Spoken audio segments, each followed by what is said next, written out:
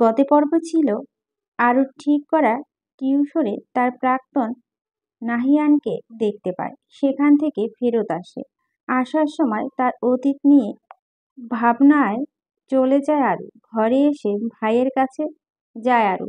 ভাইয়ের বিয়ে নিয়ে কথা ওঠে। তারপর ভাইয়ের বিয়ের কথা তুলতেই ভাই বলে, আমি তখন অনার্স ৩য় বর্ষে পড়তাম। যখন আমি একটা মেয়েকে প্রথম দেখায় ভালোবেসে ফেলি। মেয়েটা আমাদের কলেজের পাশে যে কলেজটা আছে সেখানে সে একাদশ শ্রেণীতে পড়তো।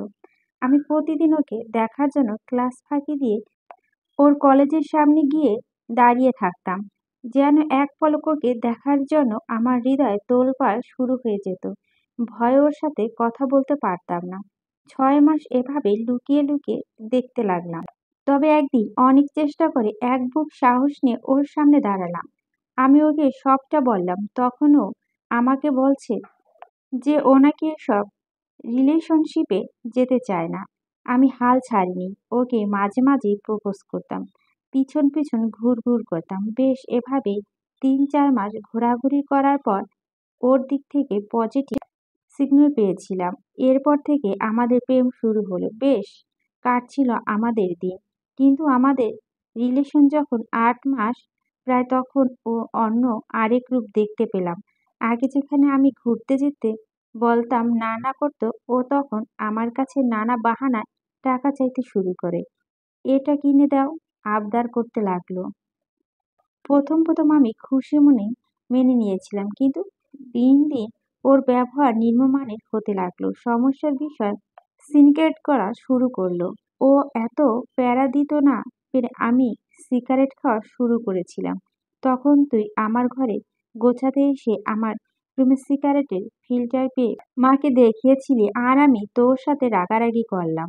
কিন্তু আমি ওকে ছাড়িনি। ওর সাথে আমি এরপরও ভালোভাবে থাকতে চাইছিলাম। টিউশনি শুরু করলাম ও আবদার পূরণ করতে। এরপর এভাবে ১ বছর কেটে গেল। এইচএসসি এক্সামের পর আমাদের ভার্সিটি ভর্তি হলো। এরপর থেকে ওর মাঝে আমি আবার নতুন করে পরিবর্তন লক্ষ্য করলাম। আমাকে তেমন একটা সময় দিত না। আমি খুব কষ্ট পেয়েছিলাম। অবশেষে একদিন সহ্য করতে না পেরে ওর সাথে রাগারাগি করি। আর সেই দিন ও আমাকে কি বলে জানিস? আমি নাকি হিজড়া। যেখানে রিলেশনের সবাই অনেক এনজয় করে সেখানে আমি শুধু হাত ধরেছি। আমার নাকি ফিলিংস নেই, এরকম আরো অনেক বাজে কথা বলেছে। শেষে শুধু বলেছে যে সে নাকি আমাতে বিরক্ত। ও নাকি অন্য আরেকজনের সাথে রিলেশনে আছে। আমার সাথে ব্রেকআপ করে চলে যায়।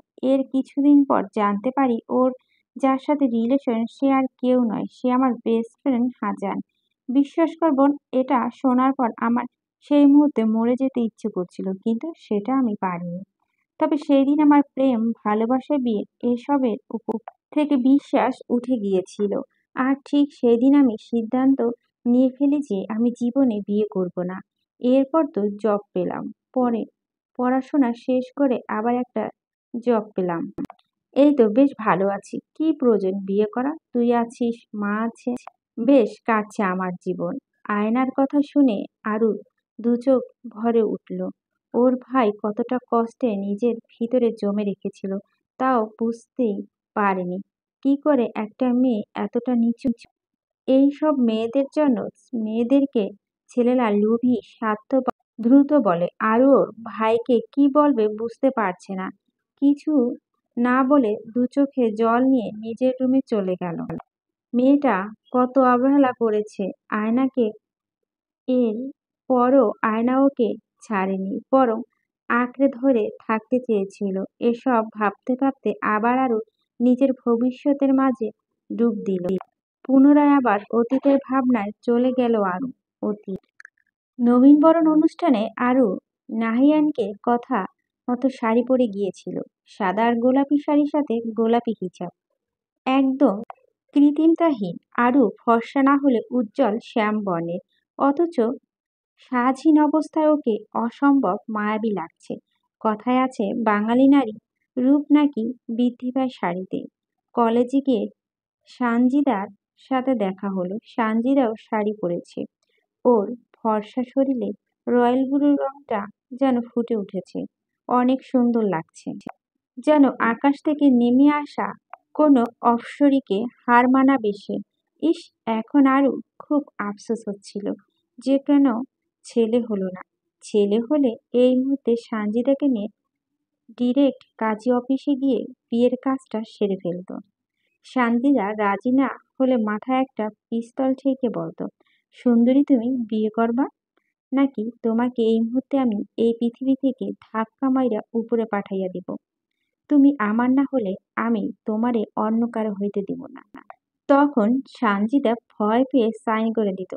প্রাণের ভয় কার না থাকে, হি হি, প্রাণের ভয় করে নিত বিয়ে। কিন্তু সেটা সম্ভব নয়, তাই এসব উদ্ভট চিন্তা ভাবনা মাথা থেকে ঝেড়ে ফেলে দুজনে মিলে অনেকটা সেলফি তুলল। কিছুক্ষণ পর তিথি এসে ওদের সাথে যোগ দিল। আরুণ, তিথি আর সানজিদার সাথে হাসাহাসি করছিল। তখন ভিড়ের মাঝে নাহিয়ানের দিকে নজর গেল। নাহিয়ান তখন বন্ধুদের সাথে কথা বলছিল। নাহিয়ান হালকা নীলাভ চোখের ওপর আগে থেকেই ক্রাশিত ছিল আরু, কিন্তু আজ নাহিয়ানের কালো পাঞ্জাবি প্যান্ট, সানগ্লাস ঘড়ি, হালকা চাপ দাড়ি আর বাদামি চুলগুলো এলোমেলোভাবে কপালে পড়ে আছে, সেটা দেখে আজ শুধু চোখে নয় তার রূপেও গ্রাসিত। আরুর মতো ভার্সিটির বেশ কিছু মেয়েও ঠিক তেমন অবস্থা, চোখ দিয়ে গিলে খাচ্ছে ওকে। আরু নাহিয়ানের দিকে দেখছিল, তখন নাহিয়ান ওর দিকে তাকালো। চোখে চোখ পড়তে দ্রুত চোখ সরিয়ে অন্যদিকে তাকালো আরু। ছি, এটা আমি কি করলাম? কি করে পারলাম এভাবে একটা ছেলের দিকে তাকিয়ে থাকতে? না জানি কি ভাবছেন উনি। মনে মনে কথাগুলো বলছে তখন ফোনের একটা মেসেজ এলো। কি দেখছিলি ওভাবে? আমাকে এত দেখার কি আছে? হুম। আরু মেসেজ দেখে নাহিয়ানের দিকে তাকিয়ে ভুরু নাচিয়ে আবার ফোনের দিকে তাকিয়ে মেসেজ টাইপ করে বলল, হ্যাঁ হ্যাঁ, ভেরি ফানি। আপনি ভাবলেন কি করে যে আমি আপনাকে দেখছি? আমি মোটেও আপনাকে দেখছি না, আমি স্টেজের দিকে দেখছিলাম। মেসেজ সেন্ড করে আবার নাহিয়ানের দিকে তাকিয়ে মাথা ঝেড়ে পাট দেখিয়ে সানজিদা আর তিথিকে নিয়ে সেখান থেকে অন্যদিকে চলে গেল। অনুষ্ঠান শুরু হয়েছে কিছুক্ষণ আগে। প্রফেসররা শিট নিয়েছে একে একে, আর দুজন গান করেছে। আরু, সানজিদা আর তিথির সাথে দাঁড়িয়ে অনুষ্ঠান দেখছিল। তখন মঞ্চে নাহিয়ানের নাম অ্যানাউন্স করা হলে বেশ অবাক হলো সে। আশপাশ থেকে সকলে বেশ উৎসাহিত মনে হলো, কিন্তু আরু সেদিকে খেয়াল না করে নাহিয়ানকে খুঁজতে লাগলো। তখন মঞ্চের সামনে নাহিয়ানকে দেখতে পেল। নাহিয়ান আরুর দিকে এক পলক তাকিয়ে ফোনে কিছু একটা করে গিটার হাতে মঞ্চে উঠে গেল। আর আরু ফোন বেজে উঠল। নাহিয়ান মেসেজ দিয়েছে তখন, তাহলে সে আরুকে মেসেজ সেন্ড করেছিল। আরু মেসেজ ওপেন করে দেখলো সেখানে লেখা, এটা তোমার জন্য সারপ্রাইজ ছিল। মেসেজটা সিন করতেই নাহিয়ানের গান ভেসে এলো আরুর কানে। আমার ভিতরে বাহিরে, অন্তরে অন্তরে। গান গাওয়ার সময় মাঝে মাঝে আরুর দিকে তাকিয়ে মুচকি হাসছিল নাহিয়ান। হাসার কারণটা আরুর কাছে বেশ সন্দেহজনক লাগলো, আবার ভালো লেগেছিল। আরু অবচেতন মন ওকে বারবার বলেছিল যে গানটা আনিয়ান ওর জন্য গাইছে, কিন্তু মস্তিষ্ক বলছে যে না, গানটা তাকে সারপ্রাইজ দেওয়ার জন্য গাইলেও সে তার প্রেয়সীর জন্য গাইছে। নিজের দিকে একবার তাকিয়ে দেখেছো তুমি কিভাবে এটা ভাবলে যে নাহিয়ানের মতো একটা ছেলে তোমাকে ডেডিকেট করে গান গাইবে? অনুষ্ঠান শেষ হতে হতে প্রায় ৮টা বেজে গেছে। তিথির বাড়ি আরও ঠিক উল্টো দিকে, আর সানজিদা কলেজের কাছে একটা হোস্টেলে থাকে। আরু একা যাবে ভেবে আরুকে ওর সাথে থাকতে বলল। আরু রাজি হলো না, রিক্সা পাওয়া যাচ্ছে না, কিন্তু এত রাতে ওকে একা একা যেতে দেওয়াটা রিস্ক, তাই বেশ চিন্তায় পড়ে গেল ও। রাস্তায় দাঁড়িয়ে দুজনে কি করবে ভাবছে, তখন হঠাৎ নাহিয়ান এসে ওদের সামনে দাঁড়িয়ে বলল, হে গার্লস, হোয়াটস আপ? নাহিয়ানকে দেখে আরু মনে মনে খুশি হলো হয়তো, কিন্তু প্রকাশ করলো না, বরং সানজিদার দিকে চেপে গেল। এদিকে সানজিদা নাহিয়ানকে পেয়ে যত এবারের জয়ের আনন্দ পেয়ে গেল সে খুশিতে আত্মহারা হয়ে নাহিয়ানকে বলল, ভাইয়া আপনি? ভালোই হলো আপনি এলেন। আমাদের একটা হেল্প প্রয়োজন। কি হেল্প? আসলেই আরু বাসায় যাবে কিন্তু রিক্সা পাওয়া যাচ্ছে না আর ওকে একা যেতে দেওয়াটা রিস্ক। আপনি যদি কাইন্ডলি ওকে একটু বাসায় পৌঁছে দেন বেশ ভালো হতো। সানজিদার কথা শুনে আরু চোখ দুটো বড় বড় হয়ে গেল, যেন এইমাত্র চোখ গর্ত থেকে বেরিয়ে এসে রাস্তায় গড়াগড়ি খাবে। ওই সানজিদাকে কনু দিয়ে গুঁতো মেরে বলল, কি বলছিস এইসব? মাথা ঠিক আছে তোর? আমি ম্যানেজ করতে পারবো বলছি তো। শুধু শুধু এত টেনশন নিতে হবে না তোকে, বলে নাহিয়ানের দিকে তাকিয়ে বলল, সরি ভাইয়া আমি ম্যানেজ করতে পারবো, আপনি প্লিজ কিছু মনে করবেন না। না না সমস্যা নেই, আমি তোমাকে হেল্প করতে পারবো। এরপর সানজিদা আরুকে নাহিয়ানের সাথে পাঠিয়ে দিয়ে হোস্টেলে ফিরে গেল। আরু অনেকবার না করলেও নাহিয়ান আর সানজিদার কথা বাধ্য হয়েই রাজি হলো যেতে। আরু তখন নিজেকে রোবট মনে হচ্ছে। গত দুদিন যাবৎ সে নিজের মনের বিরুদ্ধে সব নাহিয়ানের আর সানজিদার জোরাজুরিতে করছে। এটা ভেবে সে নিজেই নিজের ওপর বেশ বিরক্ত অনুভব করতে চাপা নিঃশ্বাস ফেলে নাহিয়ান বাইকের পিছনে উঠে বসলো। আরু তোমায় ভালোবাসার অধিকার দেবে আমাকে? নীরব পথে চলছিল আরু আর নাহিয়ান। তখন নাহিয়ান মাঝপথে বাইক থামিয়ে দিয়ে আরুকে কথাটা বলল। আরু কি বলবে বুঝতে পারছে না। আরুও নাহিয়ানের প্রতি দুর্বল ছিল, কিন্তু এভাবে কেউ প্রপোজ করলে তা কখনো কি করা উচিত সেটা বুঝতে পেরে চুপচাপ দাঁড়িয়ে রইল। নাহিয়ান আবার বলতে শুরু করলো, আরু আমি জানি না তুমি আমার ব্যাপারে কি ভাবছো বা আমাকে তোমার কেমন লাগে, কিন্তু আমি সত্যি বলছি, যেদিন বাচ্চাটার সাথে করা তোমার ব্যবহার আমি মুগ্ধ হয়ে গিয়েছিলাম। এরপর কলেজে তোমার সেই রাগী লুক দেখে আমি দ্বিতীয়বারের মতো মুগ্ধ।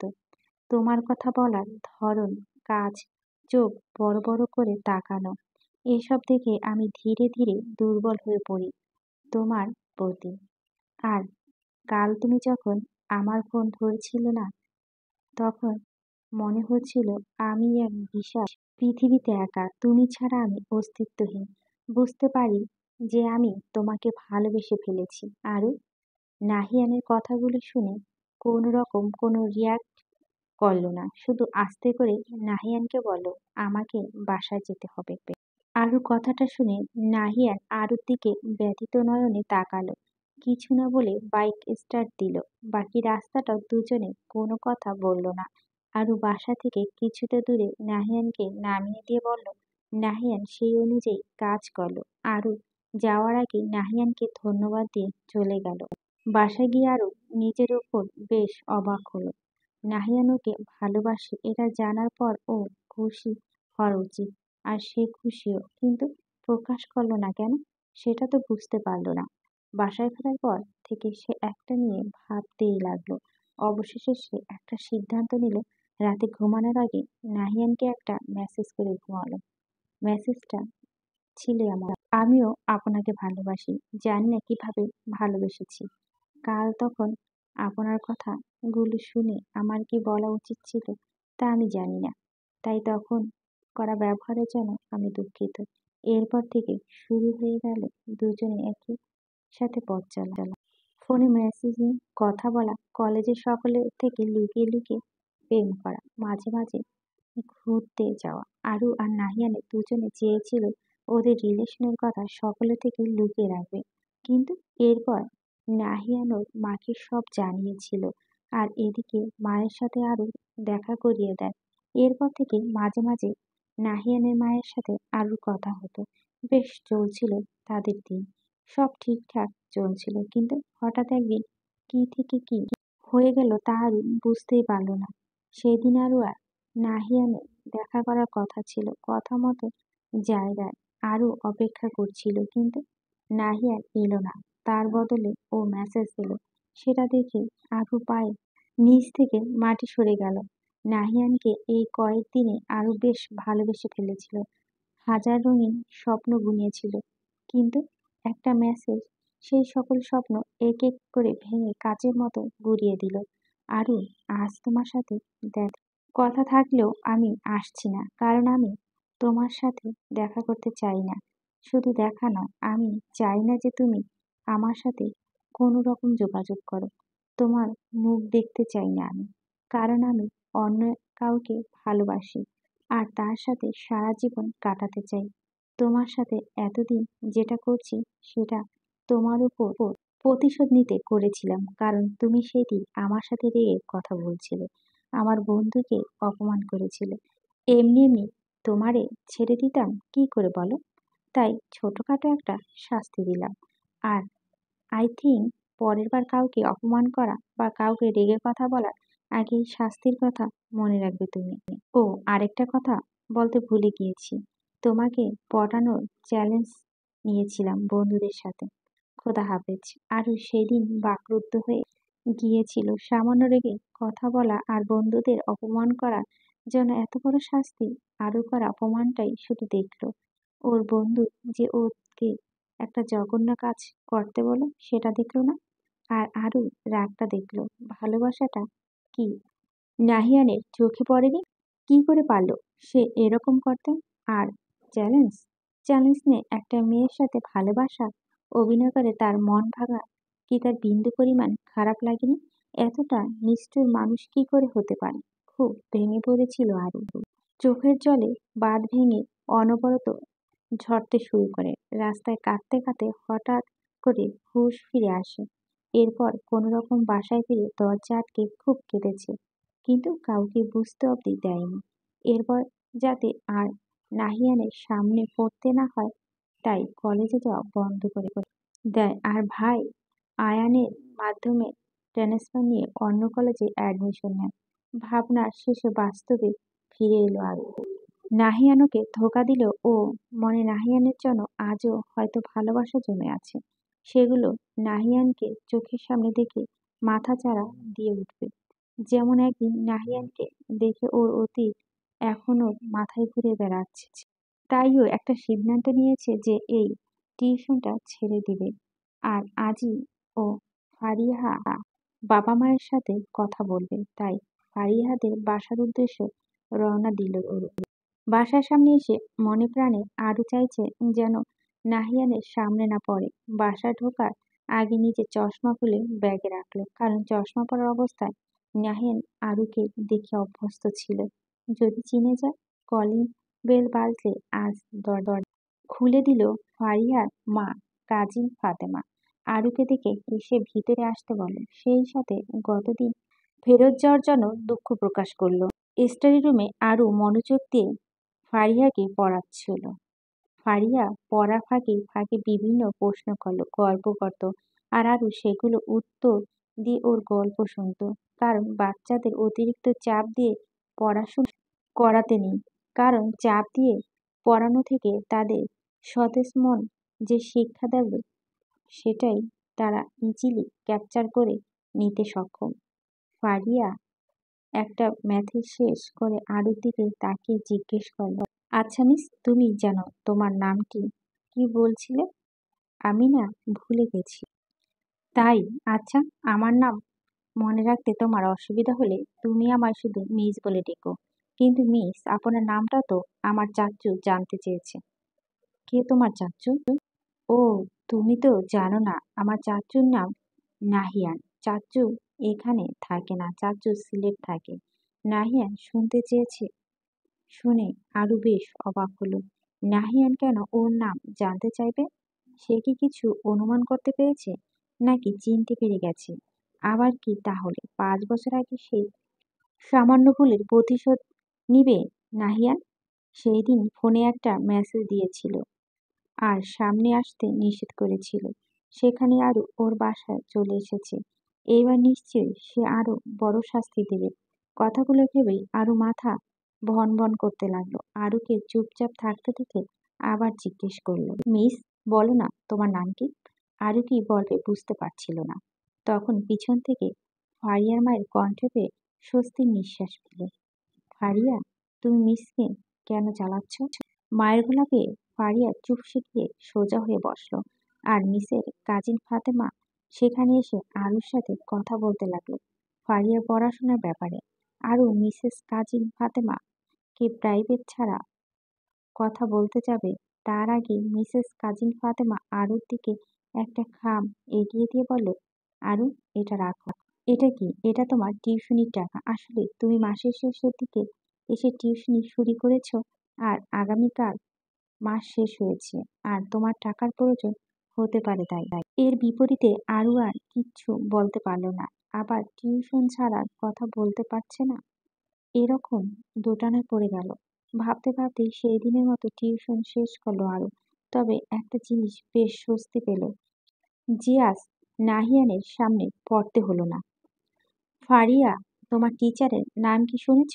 ফারিয়ার সাথে গল্প করছিল নাহিয়ান। তখন ফারিয়াকে জিজ্ঞেস করলো নাহিয়ান, না চাচু, মিসকে জিজ্ঞেস করেছিলাম, কিন্তু মিস বলেননি। বলেছে আমার নাম মনে রাখতে অসুবিধা হলে আমাকে মিস বলে ডাকতে। তবে চাচু, মা মিসের নাম জানে। আমি মাকে জিজ্ঞেস করে আসি, বলে ফারিয়া দৌড়ে চলে গেল। আর নাহিয়ান ভাবতে লাগলো, মেয়েটা ওর খুব চেনা চেনা লাগছে, খুব চেনা। সন্দেহ দূর করতে নাম জানতে চাইলো, সেটা জানতে পারছে না। এসব ভাবছে তখন ফারিয়া দৌড়িয়ে এলো নাহিয়ানের গলা ধরে কোলে বসে নাহিয়ানকে বলল, চাচু, মিছের নাম আরুষা। আরুষা নামটা শোনার পর নাহিয়ানের মুখ থেকে একটা আওয়াজ বেরোলো, সেটা আরু। এরপর ফারিয়া কপালে চুমু দিয়ে নিজের রুমে গিয়ে ল্যাপটপ বের করে আরুর ছবিগুলো বের করে দেখতে শুরু করলো। আর ছবিগুলো দেখে নাহিয়ানের মুখে হাসি ফুটে উঠল।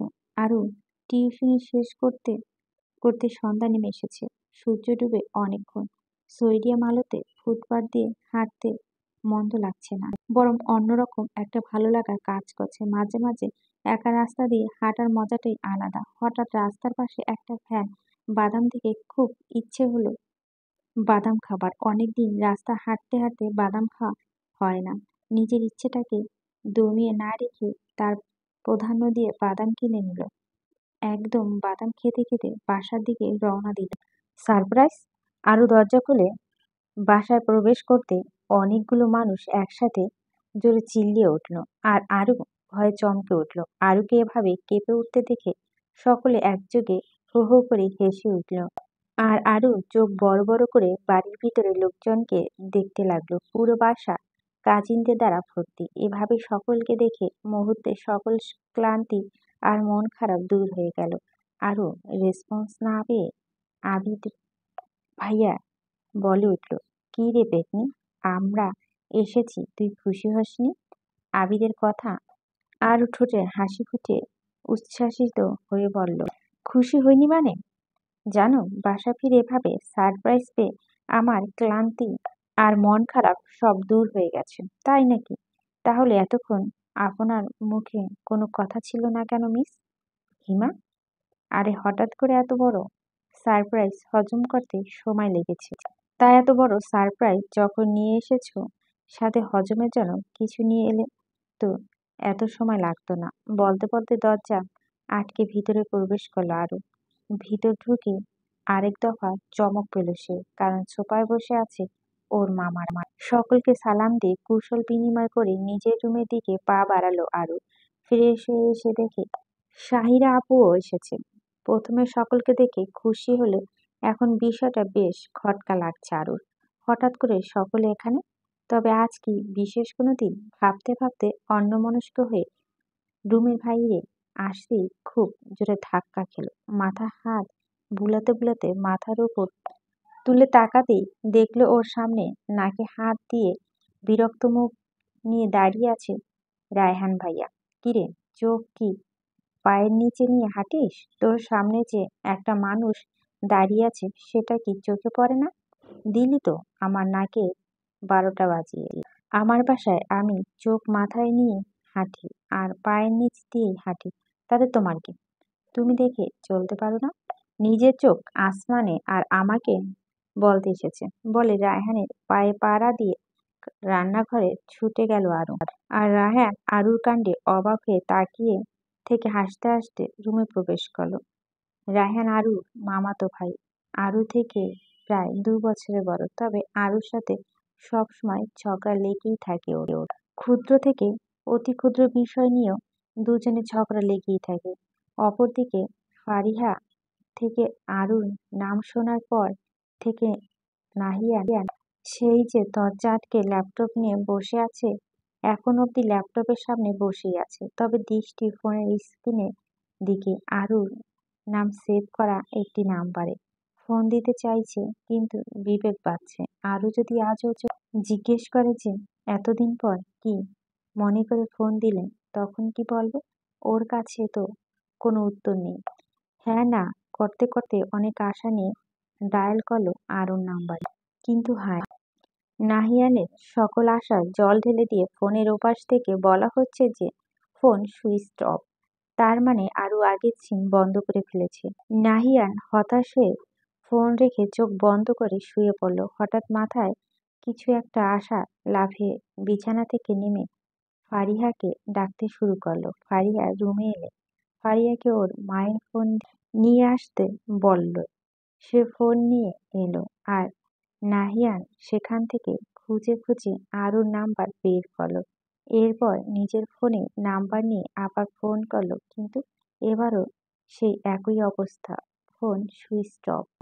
আরু ভাই আয়ান বাসায় এলে সকলকে দেখে বেশ অবাক হয়ে গেল। এভাবে বাসায় সকলকে এক্সপেক্ট করেনি সে। তবে খুব খুশি হয়েছে। পরের দিন সরকারি ছুটি বিধায় আরো ভালো হলো। রাতে খাওয়া দাওয়ার পর সকলে মিলে গভীর রাত অবধি আড্ডা দেওয়ার পরিকল্পনা করলো। তারা সব ভাই বোনেরা মিলে একসাথে হলে একটা তাদের রুটিন, গভীর রাত অবধি আড্ডা দেওয়া। আড্ডার টপিকস ঠিক নেই, যখন যেটা মাথায় আসে সেটাই।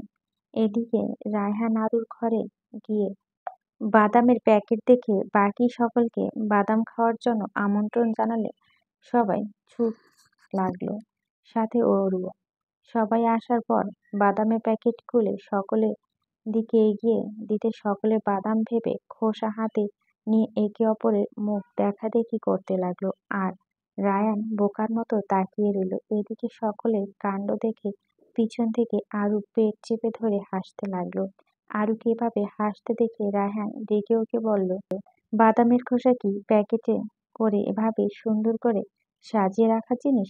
বাহিরে ফেলে দিলেই পারতি। রায়হানের কথা হাসি থামিয়ে চোখ ছোট ছোট করে রায়হানের দিকে তাকিয়ে বলল, সেটা তোমাকে বলতে হবে? সবাই তো আর তোমার মতো ইরেসপন্সিবল না, তাই না?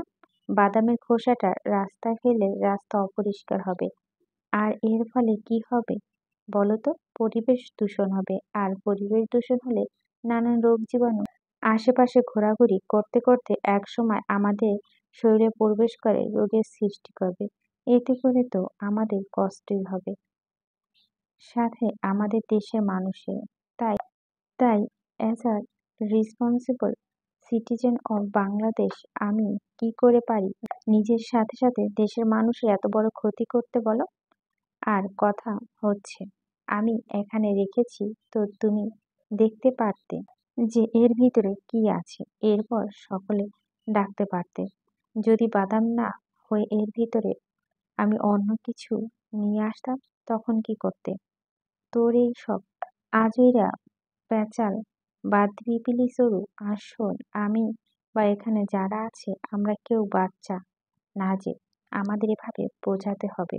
আর ময়লা ফেলার জন্য রাস্তার পাশে ডাস্টবিন দেওয়া আছে, তাই তো এই সব লেকচার তোর স্টুডেন্টকে দিস, আমাদের না। রায়হানের কথা আরও রায়হানের দিকে তেড়ে গিয়ে আঙ্গুল উঁচিয়ে বলল, এই রায়হান রায়ান, একদম আমার স্টুডেন্ট বা আমার টিচিং নিয়ে কথা বলবা না, তাহলে তোমাকে আমি এই মুহূর্তে উস্টা মেরে 3 তলা থেকে নিচে ফেলে দিব, তখন বুঝবা এই আরু কি জিনিস। এদিকে ওদের দুজনের কথা কাটাকাটি দেখে বাকি সকলে মাথায় হাত।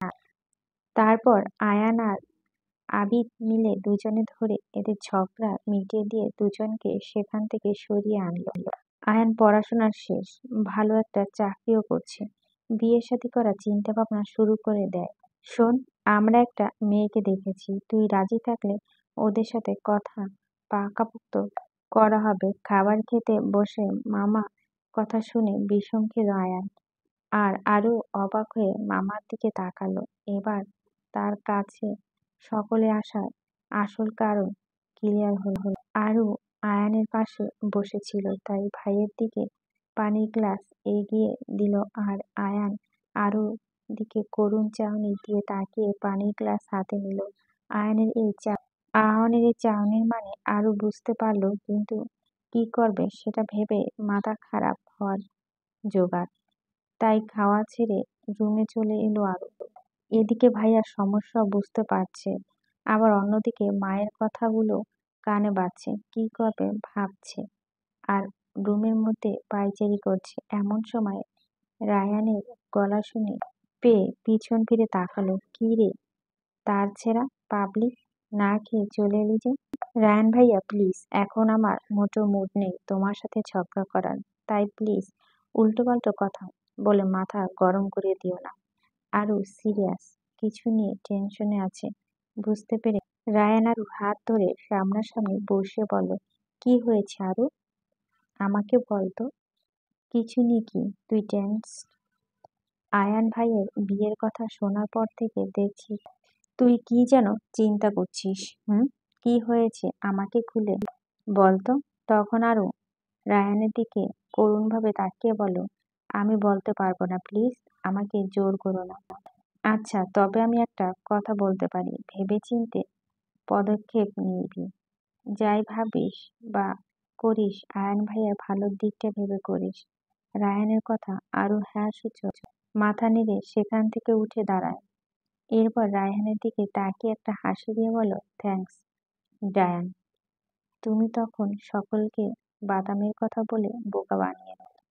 তাই এখন বাদাম নিয়ে এসো, ততক্ষণে আমি ভাইয়ের সাথে কথা বলে আসি বলে আরু রুম থেকে বেরিয়ে চলে গেল। আয়ান আর আরু বারান্দায় দাঁড়িয়ে আছে। এদিকে আয়ান তখন মামার বলা কথা নিয়ে ভাবছে, অন্যদিকে আরু ভাবছে ভাইকে কিভাবে কি বলা শুরু করবে, কিন্তু এভাবে চুপ থাকলে চলবে না। তাই আয়ানকে বলল, ভাইয়া আমার মনে হয় তোমার মামার বলা কথাগুলো একবার বিবেচনা করা উচিত। মানে কি বলতে চাচ্ছিস তুই? আমি এটা বলতে চাইছি যে তোমার বিয়ে নিয়ে ভেবে দেখা উচিত। দেখো ভাইয়া, মানুষ একা থাকতে পারে না, এটা সময় তার নিজের খুব আপনজনের প্রয়োজন হয়, যার সাথে সে সকল সুখে দুঃখের কথা শেয়ার করতে পারে, যার সাথে মন খুলে দুটো কথা বলে নিজেকে তুমি রিফ্রেশ করতে পারবে। আরুর কথা আয়ান সরু চোখে আয়ানের দিকে তাকিয়ে বলল, সবকিছু জানার পরও তুই এই কথাটা বলছিস আরু? দেখ, আমি আমার জীবনে আর কোনো মেয়েকে বিশ্বাস করতে পারবো না। সব মেয়েরাই এক। আর আমার কথা বলার জন্য তুই আছিস, মা আছে, আমার কাউকে লাগবে না। সত্যি কি তাই ভাইয়া? তুমি কি সত্যি আমার আর মায়ের সাথে সব শেয়ার করো? নিজের মনের কথাগুলো দিন শেষে তোমার মাঝে হাজার প্রশ্ন সৃষ্টি করে, যার উত্তর তোমার কাছে নেই। আর ভাইয়া, সেই দিন আমি মায়ের চোখে আমাদের জন্য হাজারো চিন্তা দেখেছি।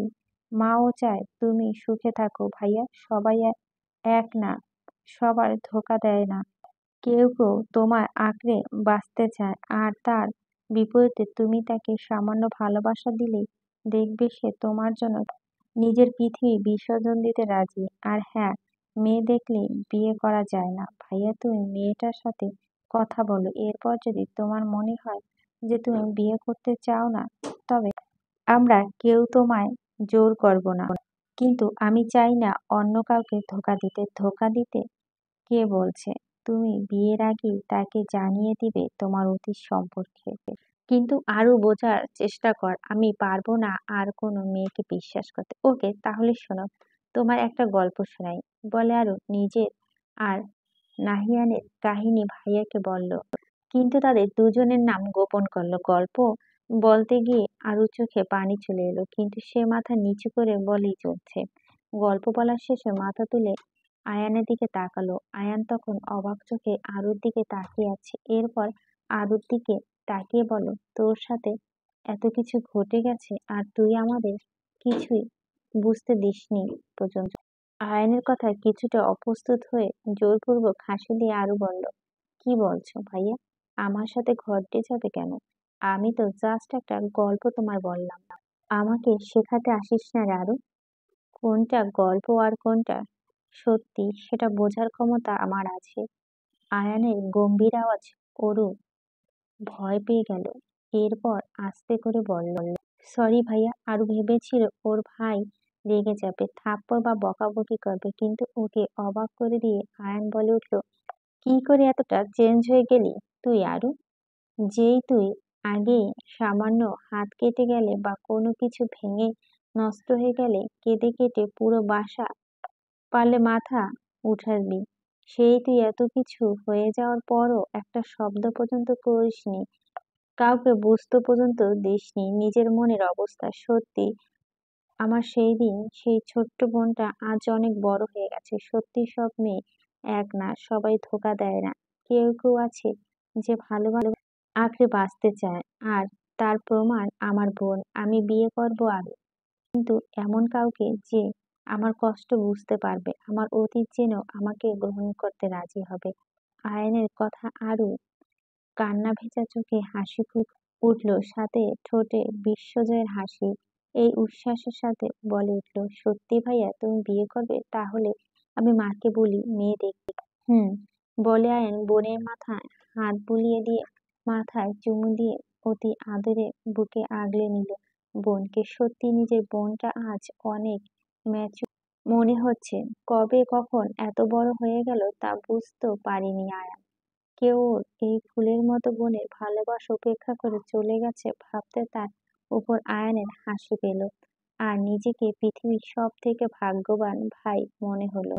আজ আয়ানের গলা ফাটিয়ে বলতে ইচ্ছে করছে, কে বলেছে বড়দের থেকে আমাদের শিক্ষা নিতে হবে? অনেক সময় ছোটরাও আমাদের যে শিক্ষা দেয় তা হয়তো বড়দের থেকে পাওয়া সম্ভব না। অপরদিকে সন্ধ্যা থেকে আরু নাম্বারে প্রায় 100 বার ফোন করছে নাহিয়ান, কিন্তু প্রতিবারই সুইচ অফ।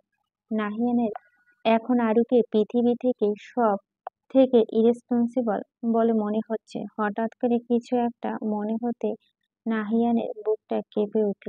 আরুর কি বিয়ে হয়ে গেছে আর সে তার স্বামীর সংসার নিয়ে ব্যস্ত, যে ফোন কোথায় কি অবস্থা আছে তা দেখার সময়ও নেই? কথাটা ভাবতেই আনিয়ানের বুকটা মোচড় দিয়ে উঠল। তাহলে কি আমি আমার আরুকে হারিয়ে ফেলবো? এক মনে কথাটা ভেবে আবার পাগলের মতো হাসতে লাগলো, আর নিজেই নিজেকে উপহাস করার ভঙ্গিতে বলল, আমার আরু যাকে কষ্ট দিতে দুবার ভাবিনি তাকে নিজে বলতে কি একটু লজ্জা লাগছে না? একটু বিবেকে বাঁচছে না কতটা স্বার্থপর আমি? ভগ্ন হৃদয়ে গিটার হাতে বারান্দায় চলে গেল নাহিয়ান। গিটারের সুর তোলার চেষ্টা করে বিরক্ত হয়ে গেল। আজ গিটারের সুর উঠছে না তার। উঠবেই কি করে? মন যেখানে অশান্ত সেখানে সুর উঠবে কি করে? সবকিছু বিষাদময় লাগছে আনিয়ানের কাছে। এদিকে মামা মামিরা সকলে চলে গেছে। তাদের বিদায় দিয়ে আরুরা সকলে মিলে তাদের আসরে বসছে। আরু নিজেকে খুব হালকা মনে হচ্ছে, নিজের মনে কথাগুলো কাউকে জানাতে পেরে। আজ মনে হচ্ছে মন থেকে একটা পাথর নেমে গেছে। রায়হানকে সবাই মিলে ধরেছে গান বলার জন্য। রায়হান না না করে চলছে। এরপর সকলে অনেক বলার পর একটা শর্তে রাজি হলো যে ওর সাথে আরুকে গান গাইতে হবে। আমি গান গাইবো। এরপর সবাই জোরাজুরিতে আরু রাজি হয়ে গেল। এরপর রায়ান গান শুরু করে।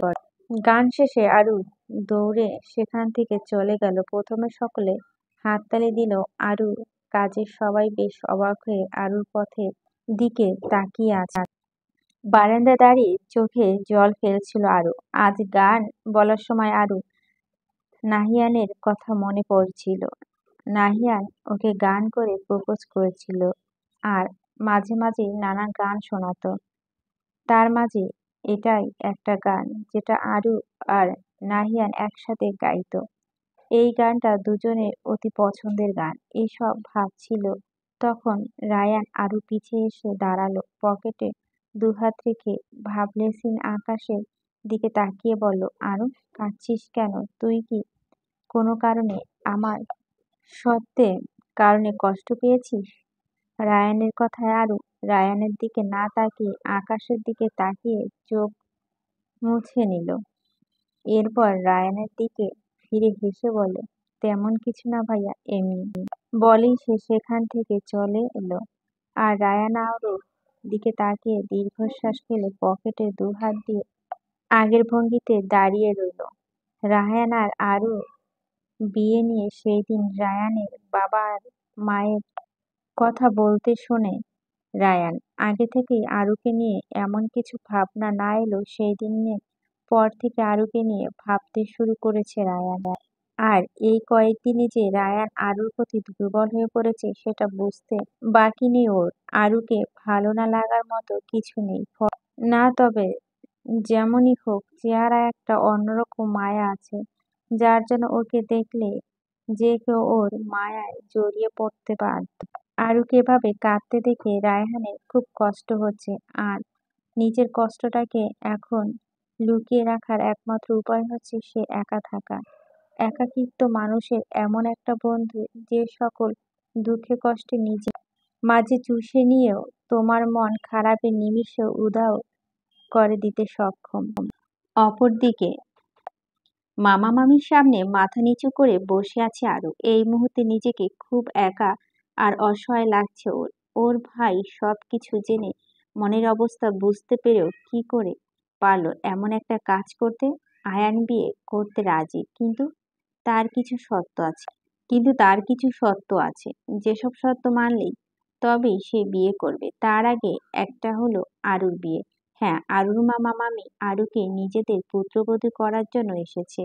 আয়ানের শর্তের কথা শুনে দেরি না করে আয়ানকে আরু আর রায়ানের বিয়ের প্রস্তাবটা দিয়ে দেয়। মামার প্রস্তাবে খুশি হয়ে আয়ান সবকিছু ঠিকঠাক করে ফেলে, এটা ভেবে যে রায়ান ভালো ছেলে। আর যেহেতু আরও দুজন দুজনকে ছোট থেকে চেনে, তাই রায়ান আরু সমস্যাটা বুঝতে পেরে ওকে মেন্টালি সাপোর্ট দিতে পারবে। আরু এভাবে হয়ে আছিস কেন? আমরা কি অন্য কেউ নাকি যে মাথা নিচু করে আছিস? মেজো মামা কথা মাথা তুলে তাকালো আরু। চোখ দুটো লাল টকটকে হয়ে আছে আর জলে টলমল করছে। আরুর অবস্থা এরকম দেখে মামি আতঙ্কিত হয়ে আরুর গলা কপালে হাত দিয়ে দেখে জ্বর শরীরে পুড়ে যাচ্ছে। মনে হচ্ছে আগুন লাগিয়ে দেওয়া হয়েছে ওর পুরো শরীরে। গায়ে হাত দিতেই সকলের দিকে অপলক তাকিয়ে জ্ঞান হারিয়ে টলে পড় ওর মামির উপরে। আয়ান, বাবা আরু তো খুব জ্বর, ওকে তাড়াতাড়ি ডাক্তার দেখাতে হবে। রায়ানের বাবা, তুমি ডাক্তারকে ফোন করো, এখানে আসতে বলো, আমি ওর মাথায় জলপট্টি দিয়ে দিই। রাশেদা আপা তাড়াতাড়ি এদিকে আসেন, আরুর অবস্থা ভালো না। জলপট্টি দিয়েই জ্বর কমার নাম নেই, বরং রাতের সাথে পাল্লা দিয়ে জ্বর বেড়ে চলেছে। ডাক্তার এখনো আসছে না বলে রায়ানের মা রায়ানের ফোন দিল। ফোন রাখার কিছুক্ষণের মধ্যেই রায়ান এলো ডাক্তার নিয়ে। এরপর আরুকে দেখে বলল, এখন তো টেস্ট ছাড়া কোনো রোগ চিহ্নিত করা যায় না, তবে আমার মনে হচ্ছে উনি ঠান্ডা লাগিয়েছেন, তাই এত জ্বর এসেছে। এরপর ডাক্তার মেডিসিন দিয়ে গেল আর কিছু টেস্ট দিল। যাওয়ার সময় বলে গেল পরের দিনই হসপিটালে গিয়ে যেন টেস্টগুলো করিয়ে নেন। কিছুদিন পর আরুর মাস্টার্স ফাইনাল পরীক্ষার আগে এঙ্গেজমেন্ট করতে চান আরুর মামা। আয়ান মামার কথা আর দ্বিমত পোষণ করেনি। এদিকে আরুর জ্বর কিছুটা কমেছে। রায়ান আরুর সামনে চেয়ারে বসে থুতনি হাত দিয়ে আছে। আরুর জ্ঞান ফেরার পর আয়ান সকলের উদ্দেশ্যে বলল, আমার আরুর সাথে কিছু কথা ছিল, সবাই যদি একটু বাইরে যেত। রায়ানের কথা সকলে রুম থেকে বেরিয়ে গেল। রায়ান দরজা আটকে দিয়ে আরুর পাশে বিছানায় বসে আরুকে বলল, আরু, তুই কি কাউকে ভালোবাসিস? রায়ানের কথায় আরু রায়ানের দিকে তাকিয়ে আছে। ওর কথায় কি জবাব দেবে ভেবে পাচ্ছে না। সেই দিন যে ছেলেটা তোর সাথে কথা বলতে এগিয়ে এসেছিল আর তুই ইগনোর করে চলে এলি, সেটা তোর বয়ফ্রেন্ড ছিল, তাই না? এবার আরো একটু নড়ে চড়ে বসলো। রায়ান নাহিয়ানের কথা কি করে জানে সেটা মাথায় আসছে না। তবে এটা সিদ্ধান্ত নিল যে যেহেতু রায়ানের সাথে ওর বিয়ে ঠিকই হয়ে আছে, তাই ওর থেকে কিছু লুকাবে না। মিথ্যে দিয়ে একটা সম্পর্ক শুরু হলে কত কষ্ট হয় সেটা আরও জানে। তাই সে চায় না রায়ানের সাথে ওর সম্পর্ক মিথ্যে দিয়ে শুরু হোক। রায়ানকে সব বলতে তখনই রায়ান বল, কি করে জানলাম সেটাই ভাবছিস তাই না? আমি তো সব খবর রাখি। আরে তোকে একদিন ওই ছেলেটার সাথে দেখেছিলাম, তবে সেটা প্রায় 5 বছর আগে। তুই যদি ওকে ভালোবাসছিস তো আমাকে বলে দে, আমি নিজে তোর সাথে ওর বিয়ের ব্যবস্থা করব। রায়হানের শেষের কথা শুনে আরো হাসলো আর রায়হানকে বলল, এর সাথে আমার রিলেশন ছিল আর ব্রেকআপ হয়ে গেছে 5 বছর আগে। এখন ওর সাথে আমার কোনো সম্পর্ক নেই। আর না, আমি কাউকে ভালোবাসি। আরুর কথা শুনে রায়ান হয়তো স্বস্তি পেল, তাই ওর ঠোঁটের কোণে বাঁকা হাসি ফুটে উঠল। তুই আমাকে বিয়ে করতে রাজি? তোর কোনো আপত্তি নেই তো? আরো কিছু একটা ভেবে বলে, না আমি রাজি, তবে মামা আর ভাইয়াকে বলবে যেন জাঁকজমকপূর্ণভাবে বিয়ের কোনো অনুষ্ঠান না করা হয়। আরুর কথা শুনে রায়ানের চোখ খুশিতে চকচক করে উঠল।